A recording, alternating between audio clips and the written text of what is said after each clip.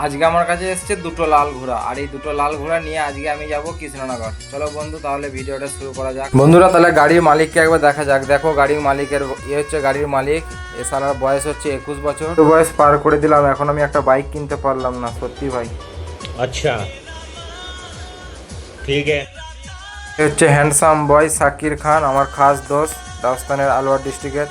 কে মনে হবে এরা ড্রাইভার, এদের এখন বয়স হচ্ছে 22-23 বছর, তবু দেখো এরা এত বড় 22 চাকা টেলার চালাচ্ছে, সত্যি ভাই জবাব নাই। তো ফাইনালি আমরা এখন চলে এসেছি নবদ্বীপে। নবদ্বীপে গাড়ি পাসিং করাতে হয়, তোমরা সবাই জানো। গঙ্গা ব্রিজের ঝামেলার জন্য এখানে এন্ট্রি করিয়ে গাড়ি পাসিং করাতে হয়, তাই আমরা এখন এখানে দাঁড়িয়ে আছি, এন্ট্রি করাবো গাড়ি। তাহলে সাইকেল নিয়ে 14 বার কাচার খাই, 22 চাকা তো বহুত দূরের কথা। তারা এইসব হবে না, আমার কাজই ঠিক আছে, সাইডে বসে চুপচাপ গল্প করতে করতে যাব। ফাইনালি আমাদের এন্ট্রি হয়ে গেল, আমরা এখন হেমন্তপুর মোড় থেকে বেরিয়ে যাচ্ছি লাল ঘোড়াগুলোকে নিয়ে।